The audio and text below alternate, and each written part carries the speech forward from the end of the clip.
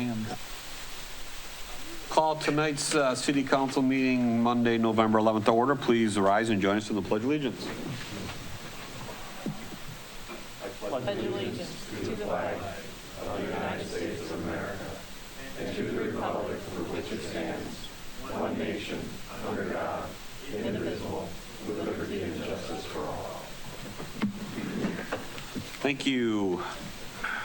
In the case of an emergency, please use the stairs and not the elevator to exit. Walk to the north side of the police department and wait for further instructions. Lori, can we do roll call, please?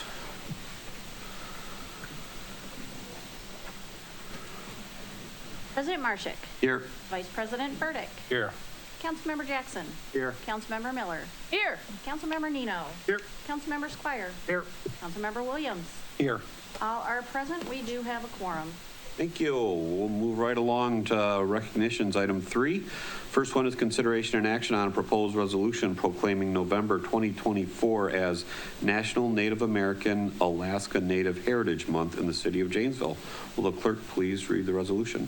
File resolution number 2024-2281, a resolution proclaiming November 2024 as National Native American Alaska Native Heritage Month in the city of Janesville. Whereas Native Americans were the original inhabitants of the land that now constitutes the United States. And whereas Native American tribal governments developed the fundamental principles of freedom of speech and separation of powers that form the foundation of the United States government. And whereas Native Americans have traditionally exhibited respect for the finiteness of natural resources through a reverence for the earth. And whereas despite a history marked by adversity, oppression, and violence, Native Americans deserve to be recognized for their individual and collective contributions to the betterment of society. And whereas Native Americans have served with valor in all of America's wars, beginning with the Revolutionary War through the recent conflicts in Iraq and Afghanistan. And whereas Native Americans have made distinct and important contributions to the United States and the rest of the world in many fields, including agriculture, medicine, education, art. And whereas the Janesville area was home to many woodland Native American tribes, including the Winnebago, Ho-Chunk, Potawatomi, Sauk, and Fox tribes, and the city's rich history is deeply influenced by these early inhabitants. Now therefore be it resolved that the Common Council of the City of Janesville recognizes November 2024 as National Native American Alaska Native Heritage Month. In the interest of expanding awareness about the contributions of Native Americans and encouraging self-esteem, pride, and self-awareness of the Native American in the Janesville community. Thank you. I would entertain a motion. Moved by Councilmember Jackson, second by Councilmember Williams. Anything further, Mr. Jackson? Mr. Williams? No, I think it says it all. All right, anyone else? If not, please vote.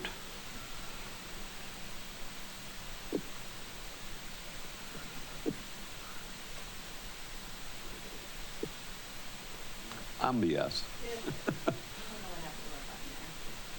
That passes unanimously. Thank you. Moving on to item B, consideration and action on a proposed resolution in commendation of D. Maureen Birchfield for her more than 24 years of service to the city of Janesville. And please read the resolution. Resolution number 2024-2248, a resolution recognizing Maureen D. Birchfield for her employment at the city of Janesville. Whereas D. Maureen Birchfield retired from the City of Janesville employment after having diligently served the people of the City of Janesville and the community for 24 years, retiring as a programming and outreach assistant at the Hedberg Public Library. And whereas during D. Maureen Birchfield's employment with the City of Janesville, she provided exemplary professional service and demonstrated conscientious devotion to the duties of her position, which she performed with skill, ability, sincerity, honesty, and dedication. And whereas D. Maureen Birchfield began her employment with the City of Janesville as a material processing assistant at the Hedberg Public Library in October 2000 and later transferred to a programming and outreach assistant. And whereas D. Maureen Birchfield has served on several committees that provide services to Rock County senior citizens, such as the Rock County Senior Fair Planning Committee, and provided programming and outreach services to many people in the older adult community, both at the library and at the Senior Moments programs, and via outreach at many residential facilities for seniors throughout the city of Janesville. And whereas it is desired that such commendable service to the City of Janesville be properly recognized, now therefore be it resolved that the people of the City of Janesville, through the City Council, do express their grateful appreciation to D. Maureen Birchfield for her more than 24 years of loyal public service. Thank you. I'd entertain a motion. Move to adopt file resolution number 2024-2248. Second by Councilmember Nino. Anything further, Mr. Williams? I think it says it all. Mr. Nino? All right. If nothing else, please vote.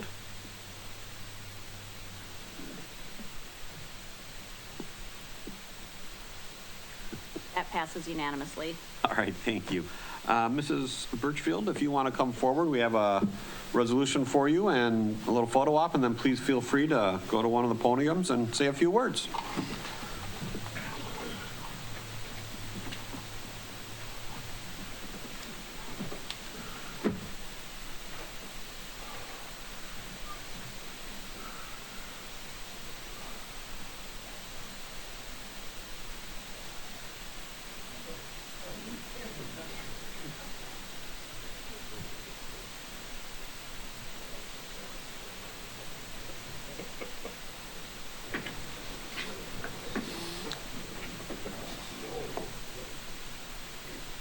Well, I guess I just want to say thank you.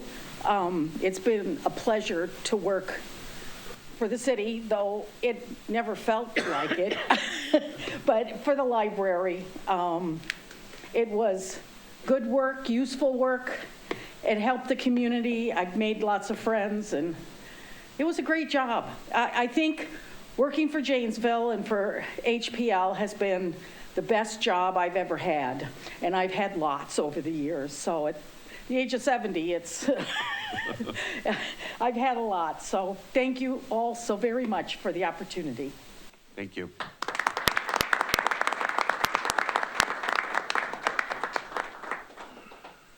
Okay, moving on to item 4 is public comments on the items on the agenda not requiring a public hearing and on matters which can be affected by council. We do have one public hearing today, old business number 7A on the 2025 proposed city and library budgets. If you're here to talk about that, please wait for the public hearing. Lori, do we have anyone signed up? Nobody is signed up today. Is there anyone in chambers wishing to speak? Anyone here? Last shot at it? Nothing? Okay, any written comments? None. Okay. Moving on to number 5A. Mr. Lehner, your city manager update, please. So I have a short update for you tonight, and then I'm going to turn it over to Ethan, who is going to give a presentation about one of the most exciting things that city governments do, one of the rails of city governments in the Midwest, snow removal. So we are very excited about that as well. So just really wanted to talk a little bit about the zoning subdivision ordinance rewrite. We have an open house coming up on November 14th, which is from 5:30 to 7 at the library. And this is really the culmination of an information gathering stage of the process. So there's been several different meetings with different stakeholders, including staff and business leaders and those sorts. And now we're going to have a community involvement session as it relates to the zoning ordinance. Grave and city staff will be there to really look at what sort of feedback folks have regarding the zoning ordinances. They'll have examples of some things that other communities have done. And you'll be able to provide feedback to those groups then. And the community can visit the project site at the link there listed to learn more about the process. So this is a very extensive process. It's going to go through a very long writing process that touches every property in the city. It hasn't been updated for many, many years, and so it's going to take a while, but we are being very deliberate about that zoning rewrite process moving forward.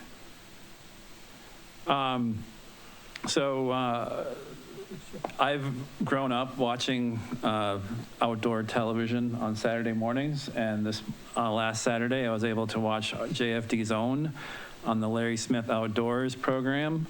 So they actually filmed a segment with Larry Smith Outdoors on survival skills in the outdoors, so like what to do if you're injured or where you come across somebody who's injured in a remote setting. And so it was very realistic.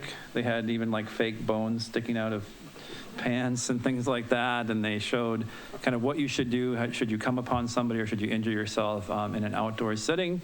So that aired over on Saturday, and you can see the episodes on YouTube on Larry Smith Outdoors. Larry Smith Outdoors is Midwestern-based outdoors program. Larry Smith actually lives in Wisconsin.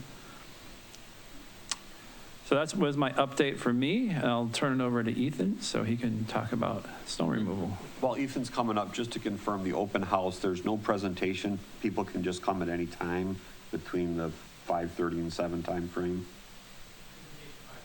There's a There is a presentation at presentation 5:30. at 5:30. Okay, thank you.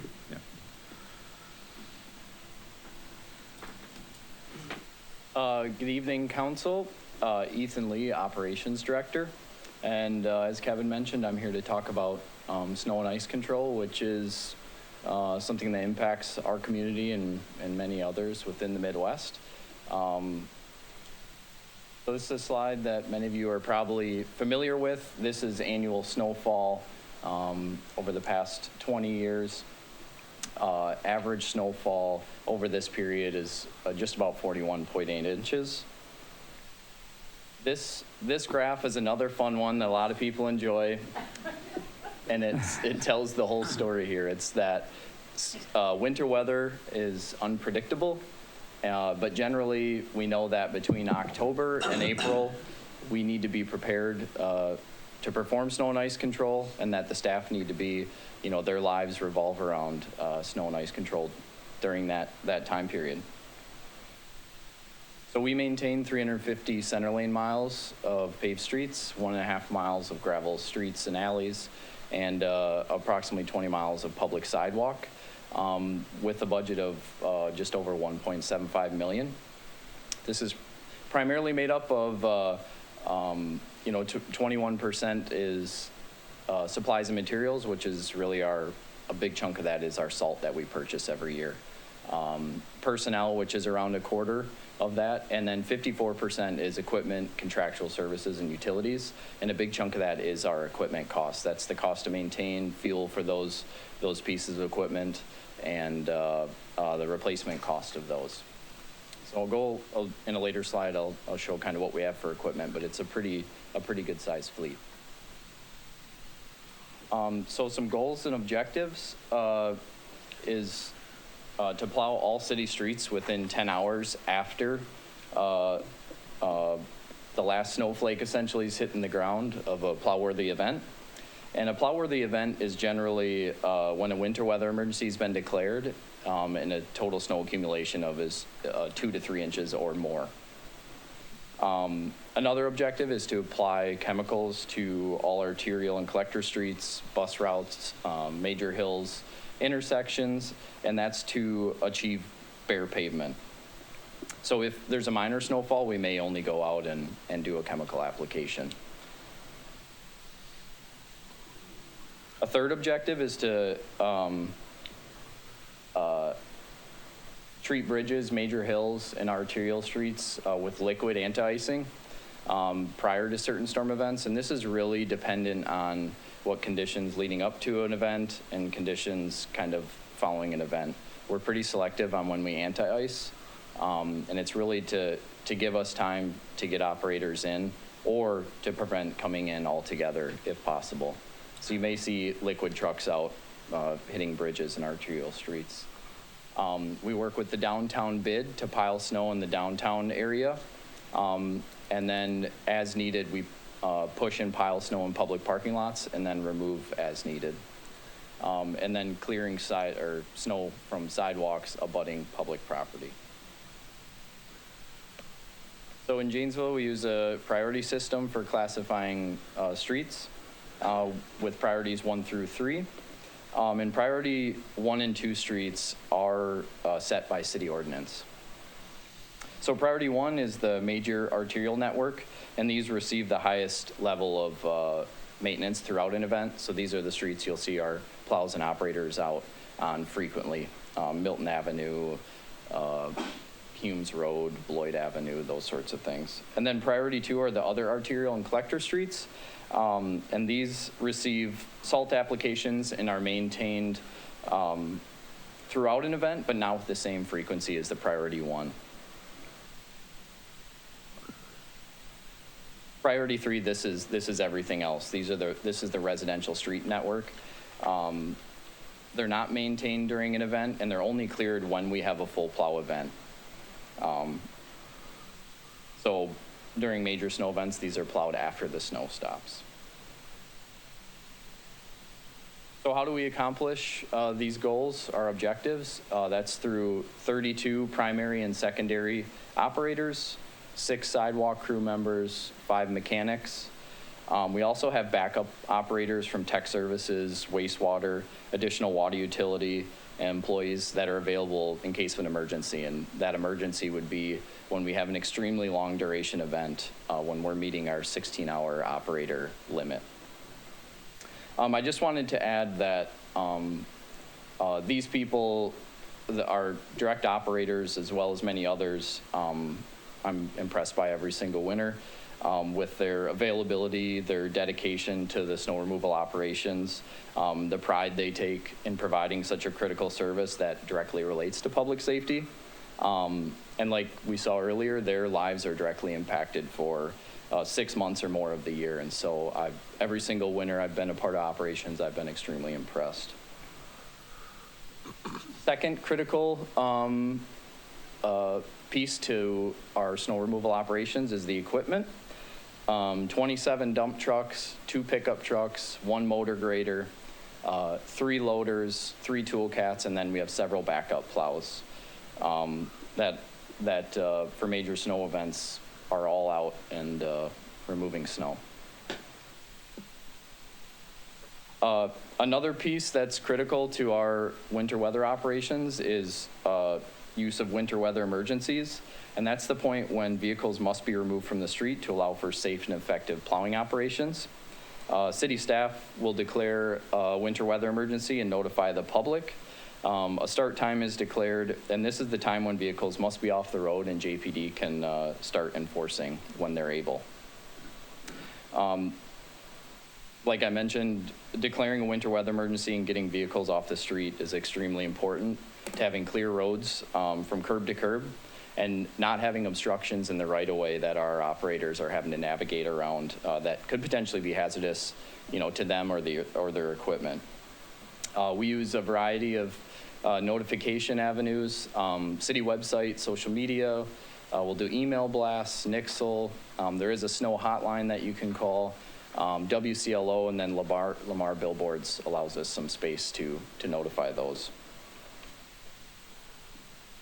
So downtown snow removal, we've been working with the downtown bid since 2017 on the piling system we have in place. So you may see in the winter after a plow event where we push up big piles in strategic locations downtown. So those are predetermined locations that we've worked with the bid to identify. And then the bid will contract with their pile remover at their request, and that's within bid zone 1. So downtown business owners, they can push their snow from the curb line or out into the curb line before we pile. And then there's just communication between the city and the bid liaison and downtown businesses as to, what time snow can start being pushed in the street and what time we anticipate making those piles. It's been a really great partnership with the bid and something that every year we meet kind of late summer, early fall to see how last winter went and identify if there's any areas we can continue to improve. So something we've offered up the last several years is some invitations to the council. If you would like to go out on a ride along, it's a really unique chance to see kind of what goes on, what our operators are navigating around. And there's a lot of things it's hard to fully comprehend until you're kind of sitting in the driver's seat, or in this case, the passenger seat. So if you're interested, feel free to reach out. Another unique one would be answering the phones following a plow event. Lots of fun phone calls. So if anybody wants to get on the phones, we can do a call-a-thon or something there. But and then I would ask anybody, if you see a plow operator, thank them. At times the winters get long, and certain events can be daunting. And so when you see someone, a thank you goes a long way. I know I really appreciate everything that they do. So that's it. Thanks, everybody. I appreciate your time. And if there's any questions, happy to answer. Mr. Jackson. I know that the in the past, the Woodman Center parking, the mall parking has been an area where you've dumped snow. Are you going to be able to do that now with increased demand for parking at the mall? So downtown snow gets piled at Dawson softball field in that parking lot. That big pile you would see at the mall was from that contractor. Yeah, so we'll continue to pile snow down at Dawson as part of the downtown bid snow as well as downtown parking lot snow. Okay. Williams? I've done the ride-along twice, and it is quite an experience, and I'd encourage other council members to do that. However, I won't be coming to answer the phones. But I would encourage the other council members to do that. They answer the phones or the ride-along? or both? Answer the phone. No, answer the phones. Oh, yeah. I don't have a question, but I would like to thank all the drivers. My wife has had snowplow drivers in Madison in her family, and I know it's long hours, it's Christmas morning, it's Christmas Eve, and they just get up and go and do the job. So please pass that along. Thank you to all of them. Will do. Anything else? Anyone? Okay. Thank you very much. Thank you. All right, moving along to our consent agenda. Items A through E will pass under consent unless anyone wants to pull for further discussion. Item A is the city council meeting minutes of the regular meeting of October 28th. B is the license and recommendations. C, consideration and action on a proposed resolution approving the 2025 to 2029 consolidated plan and the 2025 annual action plan for the Community Development Block Grant Program and Rock County Home Consortium for submission. Item D, final certified survey map 24010-C, Dryer Properties LLC, 2 lots along Liberty Lane. And E is the final certified survey map 24013-C, Amtech Corp., 1 lot and 1 outlot along Capitol Circle. Does anyone want to pull any of these for further discussion? If not, all those will pass under consent. Thank you. Okay, moving on to item 7, old business. Item A is the public hearing, discussion, and possible action on the 2025 proposed city and library budgets. Mr. Godek, I believe, has a presentation for us. His favorite time of the year.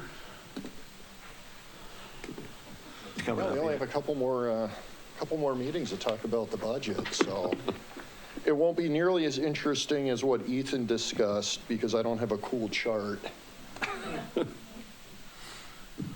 The best I can give you is a quick update. DOR has not yet certified the city's share of refunded property taxes. That's a number that we do need to finalize the property tax levy. We expect that Friday. So on the 25th, more than likely we will come to you with an amendment recommendation to consider and adopt prior to adoption of the budget on November 25th. This chart here is a little bit tiny, a little bit hard to see, but it kind of shows the changes in the tax rate and the levy comparison between the 2024 adopted budget and the 2025 proposed budget. I think the big change here from some of the other material you've seen is that this includes the impact of the TIF levy, which we haven't really discussed yet. Overall, on a median home, you're going to see about a $9.41 increase, a little bit higher than what we talked about during the initial budget presentation, and that was because the total assessed value of the community was a little bit lower than what we had estimated for that initial presentation. Still, we're seeing that's the entire increase for the city for the year is $9.41. For just comparison purposes, last year it was $52. So we're going up by 0.7%, and that includes the TIF levy. Recommendation is that the council open the public hearing, receive any comments from the public on the budget, then close the public hearing. The council then, you can certainly discuss the 2025 budget, and if you have any proposed budget amendments that you'd like to make, you can do that. We are going to ask the council to adopt the budget at the November 25th meeting. At this point, I'm happy to answer any questions that the council has either before or after the public hearing. Let's do the public hearing, and then we'll come back and see if we have any questions. So we will open the public hearing. Make it official. Is there anyone in the chambers wishing to speak on this item? Anyone wishing to speak? Last call. We will close the public meeting. Okay. Anything from any council members? We've had a few kicks at this can, but now would be another time if anyone has any other additional questions. It appears we have no additional questions at this time. All right, well, we'll see you on the 25th. See you on the 25th. Thank you very much, Mr. Kodak. Okay, moving along to new business 8. Item A is a presentation and first reading and scheduling of a public hearing on a proposed ordinance requiring an all-way stop at the East Centerway and North Garfield Avenue intersection. Little different. Well, we will have a little presentation here on this one. Normally don't do that when we set a public hearing, but this is a thing. So, Lori, if you could please read the ordinance. File ordinance number 2024-906, an ordinance amending the list of streets required to stop to other designated streets with a penalty for violations thereof, as provided in section 38-3. Okay. Mr. Rinks, if you want to give us a quick update of what's going on. All right, good evening, council. Thank you, Brad Rentz, city engineer. The purpose of this presentation is essentially 3 things here. The first one is East Milwaukee Street, or a segment of East Milwaukee Street, is identified as being something we're under design and construction in the 2025 construction season. So this is on the 2025 street rehabilitation program. So when we identify the street program, and while we're in the design process, we take a look at street corridors for any known safety issues, any opportunities to make some positive changes along the corridor. And in this case, we are proposing some geometric and traffic control changes at the intersection of East Centerway, Garfield, and East Milwaukee Street. So in order to make those traffic control changes, it requires an ordinance update. So that's why we're here. We want to give you a little bit of information about the project, and I'll give you some follow-up on some next steps here. But just to orient you on the project limits, this essentially is the East Milwaukee segment from Atwood Avenue to Ringgold Street. Recall a couple years ago, we reconstructed East Milwaukee Street up to Atwood, and our intent here is to continue on with that reconstruction in 2025. I put a big red circle around the intersection that I'm going to talk to you about in this presentation just to get you oriented. It's about halfway point here. I'm going to show some slides to talk a little bit about the west segment and the east segment. So west of Garfield, east of Garfield, and those are 2 different types of roadway sections. General scope of the project, this is going to be a total reconstruction. And what I mean by that is we're going to completely replace the base aggregate, the curb and gutter, asphalt, and pavement markings.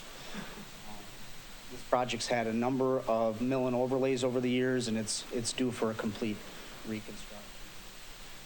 As part of that, we always evaluate the condition of the existing utilities under the road. We don't want to put a brand new road over bad utilities, and so we've identified a need to replace the water main at the west segment, which is from Atwood to Garfield. That water main dates back to the late 1800s, and so we're due to replace it. Water main does last a long time. But what I'd also tell you is we're going to take advantage and we're going to take care of the lead services along this corridor too.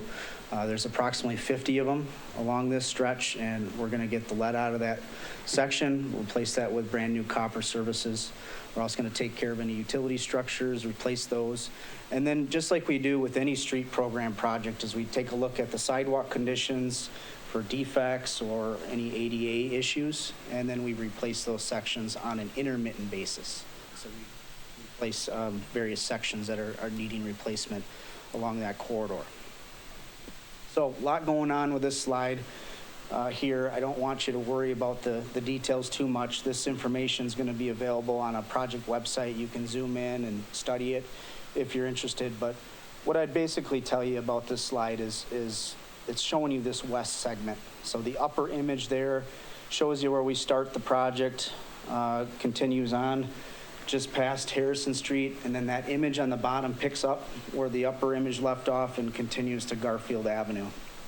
Some key points about this segment that I want to share with you is, of course, this segment is a one-way street. So this is one lane in westbound direction. There's a parking lane on the north side of the street, parking lane on the south side of the street. The other thing about this section is there's actually two designated bike lanes on each side of the travel lane, and both of those bike lanes travel in the westbound direction, okay? So part of this project, and I'm going to show you a zoomed in image here that is going to show you some proposed pavement marking changes for this section. So this zoomed in image, you can see the blue arrows, which is showing your westbound travel lane here. And then you've got your parking lane on the north, parking lane on the south, just like it exists today, but there's a different concept here that I'm showing you, which is called the counterflow bike lane, okay? This counterflow bike lane, you can see the red arrows that show the ability for bikers to travel in two directions in that area. It's a new practice that some other communities are doing. They've found that this is an ability to add two-directional bike traffic on a street like this.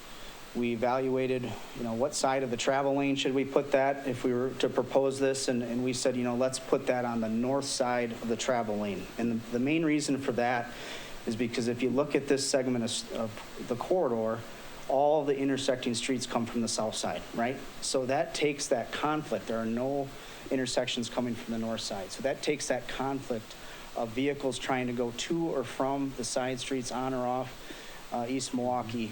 It removes that conflict from the bike lanes. Okay, does that make sense? All right, I'm going to turn focuses here over to the east segment, and picks up at Garfield and continues over to Ringgold Street.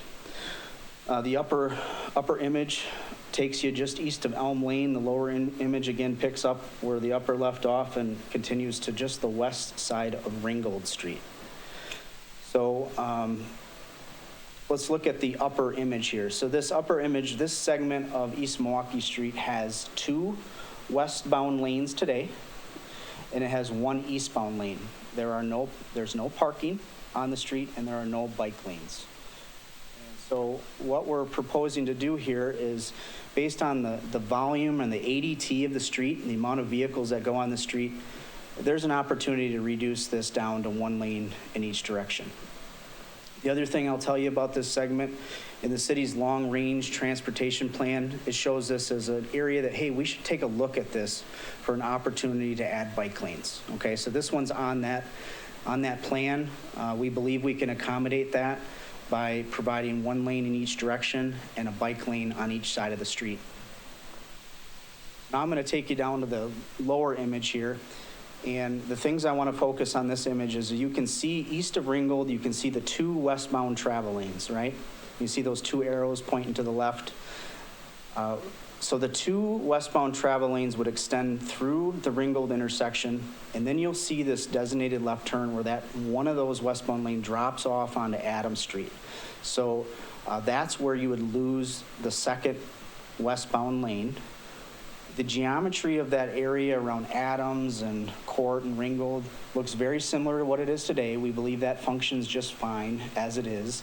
And so we're not necessarily proposing any geometric modifications in that area.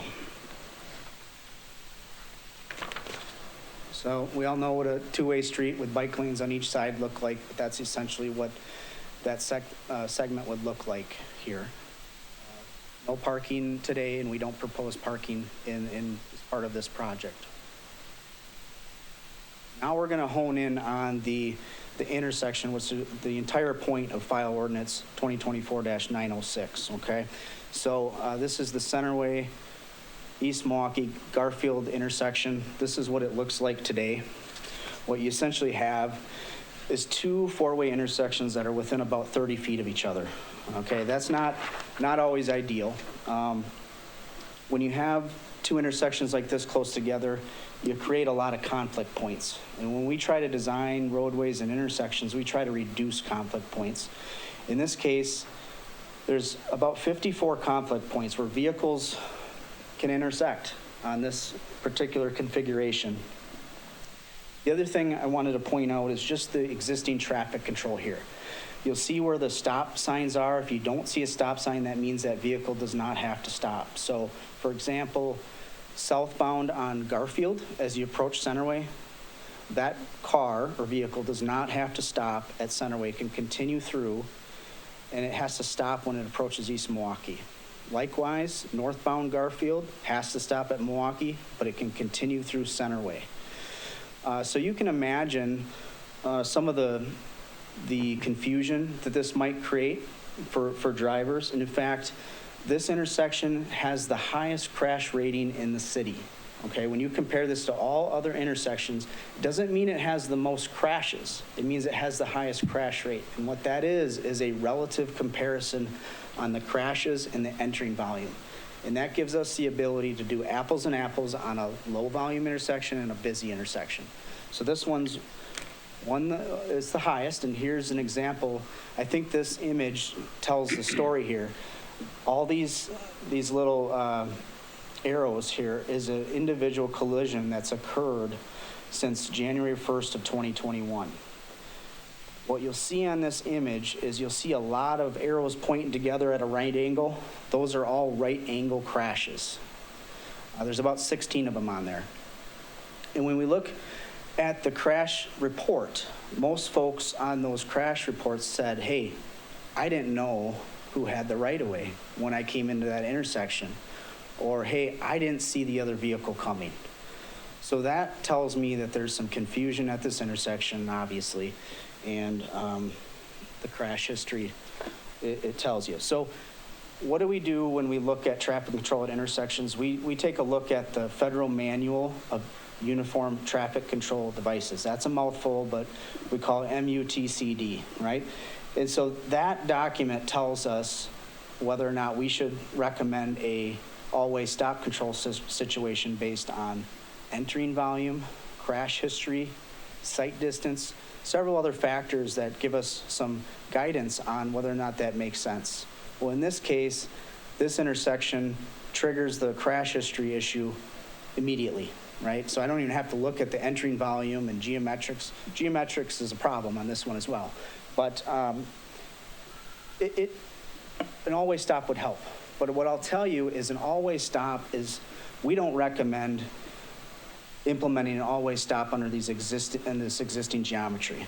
And when you start adding those additional stop conditions, we believe it's going to cause congestion, create some delays, frustrate some drivers, and we believe there's a better option for the scenario. And so given the fact that we're reconstructing the street, moving around the curb lines and making some adjustments doesn't necessarily impact the overall cost of the project. It's almost a net wash, right? So why not look at some ways to make some adjustments to the geometry? So I'm going to show you two alternatives for geometry here. And this first one basically removes the free flow movement on East Milwaukee. It brings it to one all-way stop intersection at Centerway and Garfield. And what you'll see here is that as you approach westbound to Garfield, drivers are gonna have two options when you get to Garfield. There's gonna be a designated left turn lane that allows you to make a turn onto Garfield and an immediate right onto East Milwaukee. Otherwise, there's another one that allows you, it's a through right shared lane that allows you to continue onto Centerway or make a right onto Garfield. In this case, I talked about conflict points. I mentioned that the existing intersection has 54. This intersection will reduce it to 36 conflict points. So just every conflict point that we can reduce is another chance that we can reduce a collision situation. The other thing I'll tell you is that each of these alternatives I'm going to show you has, one is an all-way or a four-legged, and one is a T intersection. So if you look at this T intersection on this one, I'll tell you that when I show you the next, this is a less complicated T intersection. And the reason for that is because East Milwaukee is a one-way. So I don't have another set of vehicles entering that intersection in a two-way scenario, okay? Lastly, East Milwaukee and Centerway are truck routes. Yeah. In this case, we can accommodate a truck turning movement. We can accommodate a westbound truck on Centerway, making a left onto Garfield and an immediate right on Centerway. And we can do that without that truck hitting a curb line. We can do it without entering and imposing traffic. We also talked to our police, fire, transit, and operations group. You just heard Ethan talk about snowplow operations. And in this case, this intersection is a more efficient plowing operation. We don't create windrows as a result of trying to plow around those islands that exist today. It's much more efficient. And lastly, when we talked to the fire truck here, or the fire department, they said, hey, this intersection is going to accommodate our fire trucks a little easier, and we believe this may even reduce response times coming from fire station number 1. Here's an example, just to show you what we do when we look at turning movements. What you see here in the cyan colored truck is sitting on the westbound left turn lane on Centerway. And then you'll see these red and green lines. Those are tracing the front and rear tires of that truck. So that's what the tires do when they make that turn. And we look at that to make sure that turn, those tires can stay within the pavement limits and doesn't encroach into imposing traffic. So this works really well in this scenario. Now I'm going to talk about alternative number 2. I couldn't come to you and say, hey, I think alternative 1 is great. And then you're going to say, well, what about this option? And so I wanted to show you what this looks like. And same thing, this one creates a single all-way stop intersection. In this case, it would redirect it to East Milwaukee and Garfield. The advantages, of course, is that having that one controlled intersection. It's going to reduce confusion. People know what the right-of-way is and help ultimately reduce right-angle crashes. But there's a couple disadvantages here that I would say is, just like I mentioned that T intersection on the first alternative, this one also has a T intersection, but in this case, it's Centerway and Garfield. And you've got two directional traffic coming into that intersection, which is just further complicates it a little bit. The other thing is, if you're heading eastbound on Centerway and you want to get onto Milwaukee, you're going to stop at Garfield. Now you're going to make a right onto Garfield, and you're going to stop again at Milwaukee. So those are some things that we're seeing is maybe not the most operationally efficient intersection. And then the big one for us is this one can't accommodate trucks like alternative 1 can. It's because of that acute angle that's created with this intersection. And so if I can't accommodate large semi-trucks, I might have some issues with some large fire trucks, emergency vehicles. Here's kind of the evidence behind that. When we run turning movement scenarios, we try to make that turn. We try to eliminate or not get into opposing traffic. And you can see the green and red lines are off the street limits onto the adjacent curb lines and sidewalks. It just doesn't work because of that acute angle of that intersection. So really, we think that from a policy standpoint, as we approach the proposed design of this project, there's really a couple scenarios here. And I talked about how alternative 2, while it has some advantages, but the turning movements is a big issue. And so really it boils down to, we're reconstructing the street, you put it back with the existing geometry. I told you that I don't recommend an all-way stop situation because of the additional congestion and driver frustration. Or do we look at an idea to similar to alternative 1 here? From an operational standpoint, we've analyzed this. This intersection will function well and efficiently. It will reduce, you're going to see minimal delays. It's a much safer intersection. I told you that it reduces the conflict points from 54 down to 36. And again, that all-way stop provides that predictability for drivers when they're entering that intersection, and with the ultimate goal of reducing right-angle crashes. With that, as stated in the council memo, we're recommending council schedule file ordinance number 2024-906 for a second reading and public hearing on December 9th. As far as next steps, we recognize that this intersection has some, it's different. It's different than what it is today, and we want to make sure folks are informed about this. So upon scheduling the second reading and the public hearing, we'd like to hold a public information meeting. I'd like to invite the property owners along the corridor. I'd like to issue a press release to invite the public, put some postings on social media.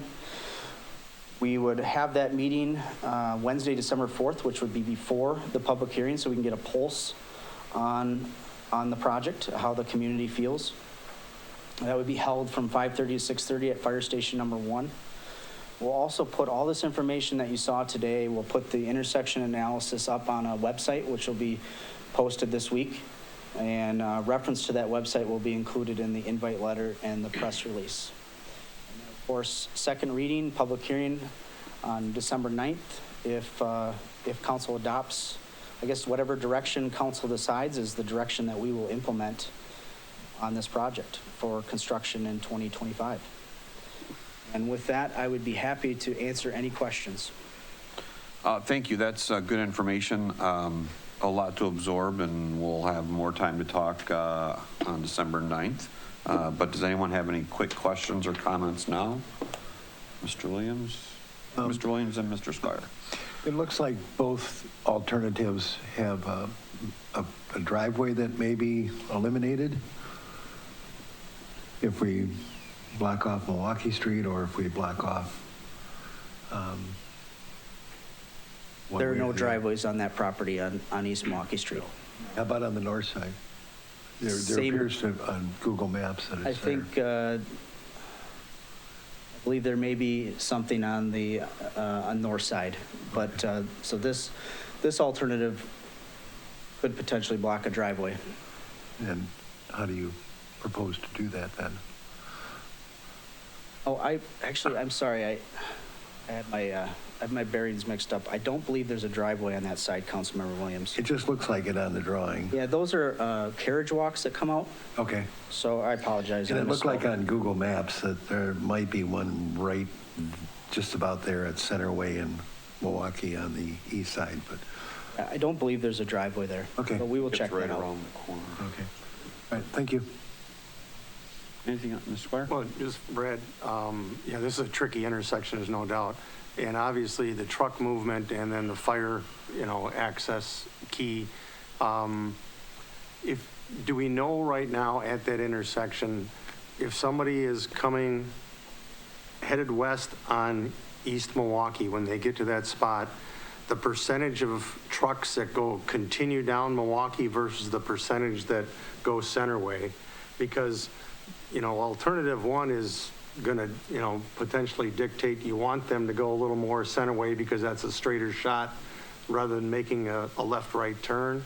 But at the same time, you're stopping the westbound traffic on East Milwaukee that right now just has a continuous flow.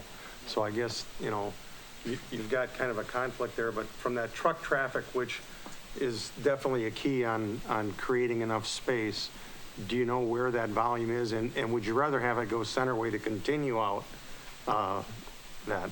Yeah, I think, so I can't speak to the exact number split, but I can look at the data and have that prepared for the next meeting. But what I would say is, as far as the split goes, heading to that signalized intersection at Centerway and Milton Avenue, is a good route. I would expect most folks that are trying to get around downtown are going to use the Centerway route. If you are trying to get to the downtown, then of course you're going to ride your truck down But it doesn't mean that you can't still efficiently get downtown using Centerway. You can simply take a left at the signalized intersection at Milton Avenue, or you can continue down and you've got Parker Drive or Main Let's take it Street. to Parker. Any of those streets downtown are truck routes. But the idea, if you try to encourage the truck route center, because you do want that to, if you're going to continue to go either east or south, or west or south, you'd want to continue on that.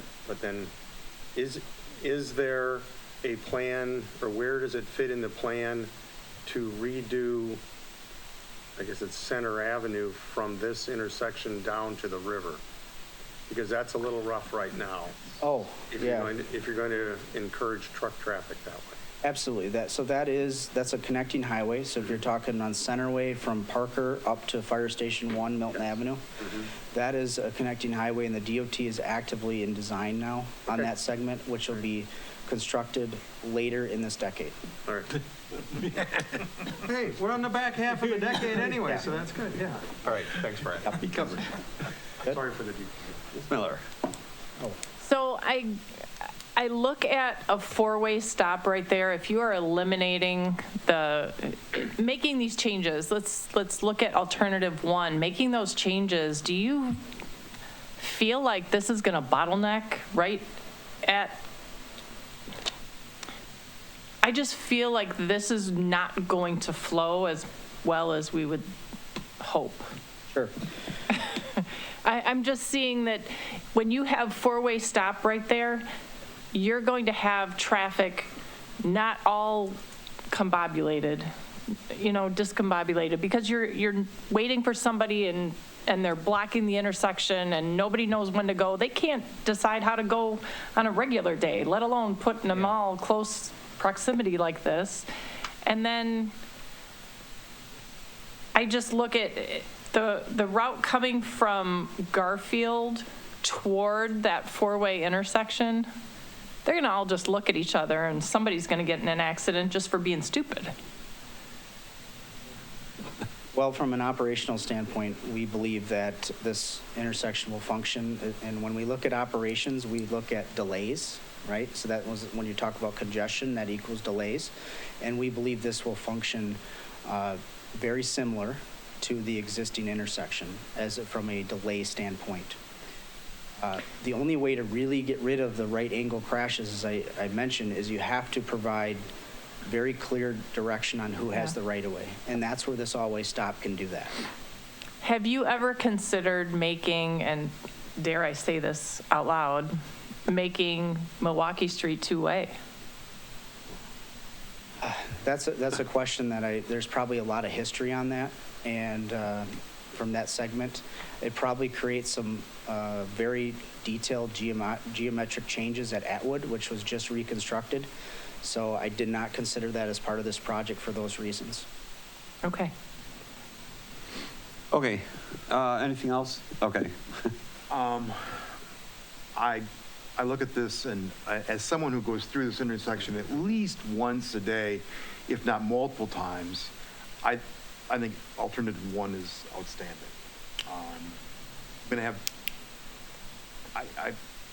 Every time I go through, I worry as I'm coming southbound on Garfield, I worry that somebody at Center is going to think I have a stop sign too, and I'm going to get hit, especially at night. So I think greater control is a wonderful thing. The only question I have has to do with volumes, and are we better off having Centerway basically flow with less impediment from the south than if in alternative two, where it would be Court Street heading to the west? I mean, I'm in favor of alternative one. I think it's much neater, the truck issue and the like, but it does beg the question of whether or not Centerway should be allowed to flow directly or westbound Court Street. Point well taken. I'll bring that back to the team, but I think what we're showing here is a pretty good solution to reduce those right angle crashes. Mm-hmm. I think you'd be hard pressed to find someone that says the current setup is good. Okay, again, this is our first reading, so I think we've given you a little bit of feedback. We'll talk again. We will go ahead and schedule that public hearing for December 9th. Thank you for giving us some background. Moving on, our next first reading and scheduled public hearing on a proposed ordinance authorizing various user fees changes as part of the 2025 city budget. If the clerk could please read the ordinance. File ordinance number 2024-907, an ordinance adjusting the fee for various building permit fees, inspection fees, fire response fees, and planning fees, with penalties for violation thereof, as set forth in, there's a ton of JGO chapters in there. Do you want them all read? I don't. Do we need to have them read? No. Nope, I'm we're good. capable of reading if necessary. Okay, so we will set that public hearing for November 25th to go along with our budget. Item C is the first reading and schedule a public hearing on a proposed ordinance adjusting a smart card fee and clarifying Janesville transit fee descriptions. If you could please read that ordinance. File ordinance number 2024-905, a proposed ordinance adjusting a smart card fee with penalties for violation thereof as set forth in JGO 38-665 and clarifying Janesville transit fee descriptions. Thank you. We will also set that one for November 25th to discuss with our budget adoption. Common Council announcements, item 9. Mr. Jackson. Just briefly, I want to recognize our veterans. It's Veterans Day, and I think we'd be remiss if we did not give a tip of the hat to the men and women who have served us so valiantly. So happy Veterans Day. Thank you. Agreed. Anything further? If not, we are going to go to item 10, which is consideration of one or more motions to convene into closed session pursuant to Wisconsin statutes sections 1985-1G to meet with legal counsel for governmental body who is rendering an oral or written legal advice concerning strategy to be adopted by the body with respect to litigation in which it is or likely to become involved concerning Jessica McCormick. So moved by Mr. Williams. Second by Councilmember Miller. All in favor? Aye. Aye. Thank you. We are.